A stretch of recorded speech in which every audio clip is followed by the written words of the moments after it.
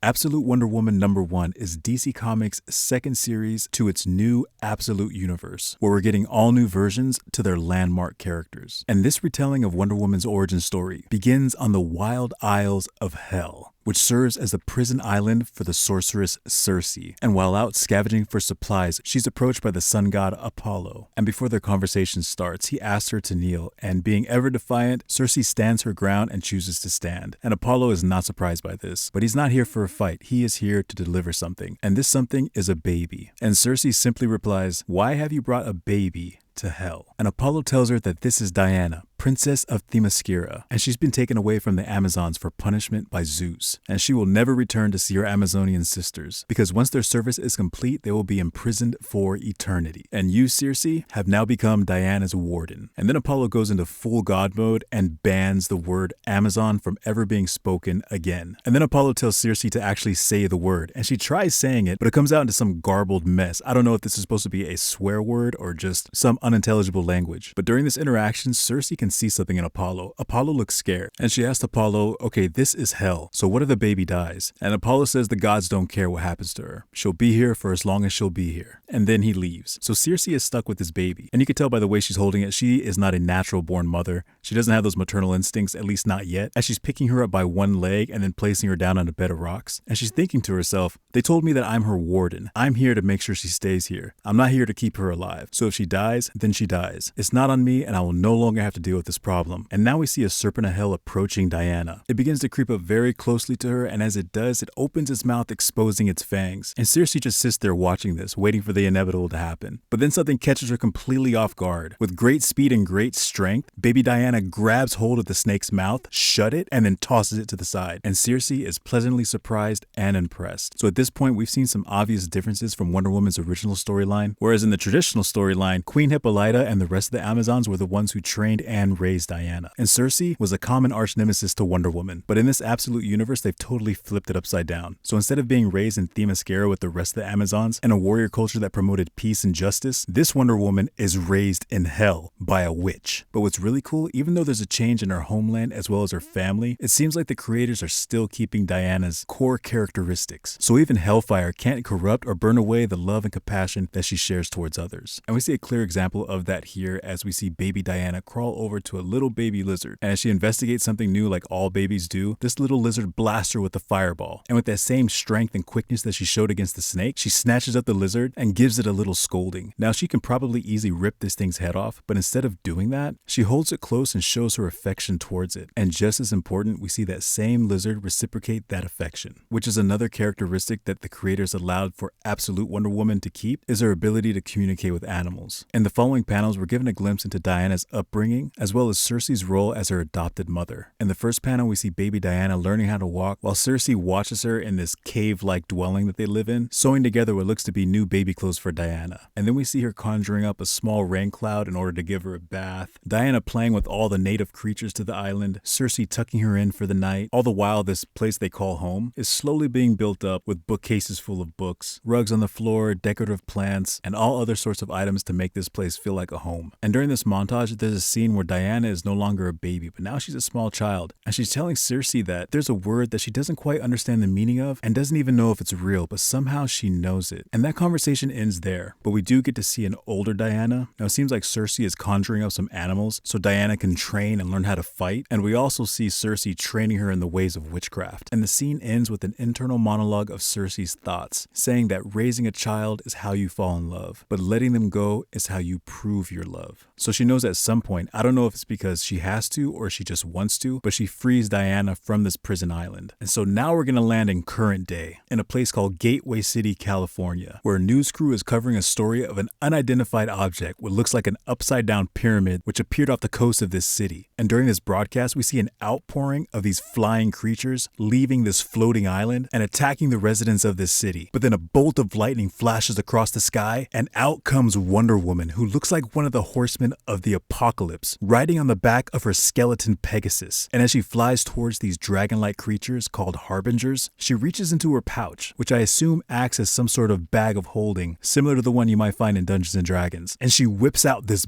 Buster Sword and starts hacking and slashing her way through these hordes of demon birds. All the while, the news crews have their cameras rolling and they're catching all of this action. So Diana leaps off her Pegasus and continues her flurry of sword strikes against these clusters of harbingers before landing on the ground. And when she does, she takes off her helmet, collects some of the blood from one of these fallen creatures, wipes it across her eyes, and then speaks an incantation. And this sends out an energy blast that stuns all of the harbingers. And then she begins to walk over the unconscious bodies of all these creatures. And as she does, she comes across some soldiers and she tells them to evacuate anyone within a mile radius of this location. Now, the traditional Wonder Woman is 6 feet tall, but to me, it looks like absolute Wonder Woman is a bit taller than that. Or maybe this soldier is just really short because he looks at least a foot shorter than her. But regardless, she begins to hear a noise and she recognizes that it's coming from this floating island. And she tells these soldiers that they're out of time, evacuate the citizens and bring their armies. Because out of the bottom of this floating island comes this behemoth called Harbinger Prime, which kind of resembles one of those demogorgons from Stranger Things. But Wonder Woman stands her ground and she tells them that you are not welcomed here. I stand before you with the mythical Athena blade, forged by Hephaestus himself, and is more than capable to sending you to your maker. Go back to wherever you came from and tell whatever you herald that you were mistaken. This world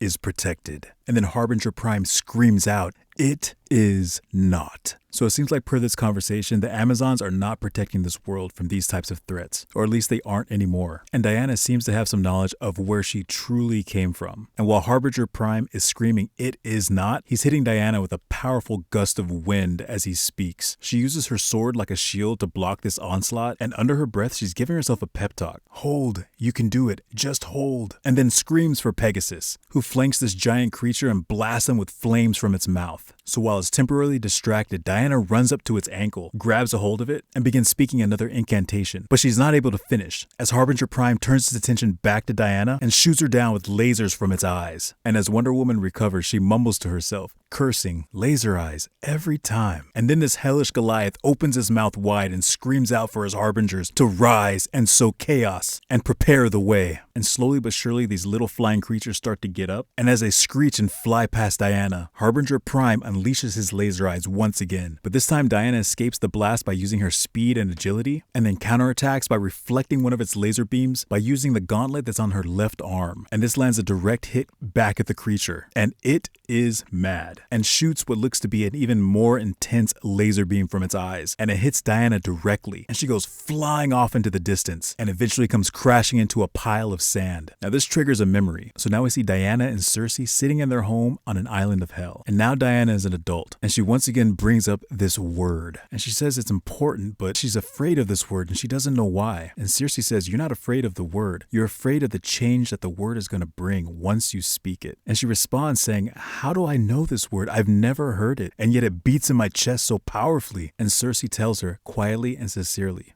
"Say this word, Diana. Say it and know it is what you are." And she opens her mouth and whispers, "Amazon." And she continues, "Mother, what does it mean?" And again she says, "It's simply what you are, Diana. You are an..." And because of what Apollo did earlier, Circe is actually unable to pronounce this word, and it catches Diana off guard. And she's like, "What was that?" And when she explains the circumstances, Diana asks, "Why? Why would they do that?" And Diana's trying to put the puzzle pieces together. "They don't want me to know I'm an Amazon. They took me from them and they tried to stop me from knowing what I was. Why?" And Circe gives her this explanation. Because the Amazons had a job to do. They protected the world above from the oldest of monsters, which only meant to feast upon it. The world above would never make it this far without them. Maybe this is the end. Or perhaps you will say your name again and become what you were always meant to be. And Diana says plainly, "I'm an Amazon." And Circe tells her, again, "Amazon, again." And then she screams, "Amazon!" Now, back on the beach in Gateway City, Diana is pulling herself out of this pile of sand. And as she stands to her feet, she says that same word, but not out of fear or anger or frustration, but simply out of determination. And then she pulls something out of her side pouch and walks back up to Harbinger Prime. "Leave us as we prepare the way. This world is ours now." And then she says,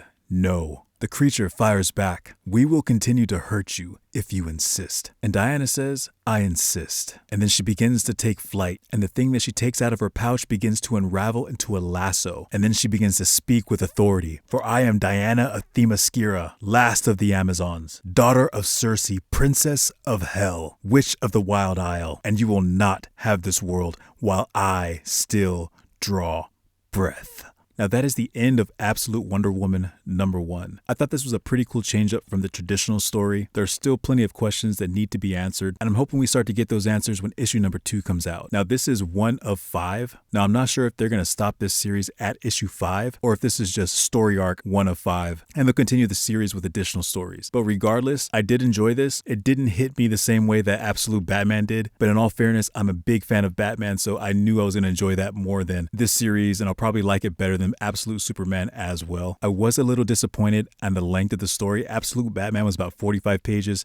This was about 32 pages. I would have liked to see more content in this issue. I felt with Absolute Batman, we got different layers of the story, plus the inclusion of other characters like Alfred, Black Mask, Joker. In this one, we're only seeing Wonder Woman and Circe. But I definitely want to pick up issue #2 to continue with this story, because it seems like they're off to a good start with this Absolute universe. And I'm hoping they knock it out of the park with Absolute Superman that comes out in November. And if you like this type of content, here are some of my other videos that you might like as well. And don't forget to subscribe, like, and share, and all that other YouTube stuff. And always support your local comic and game shops. I appreciate and thank you all for watching, and I'll see you next time.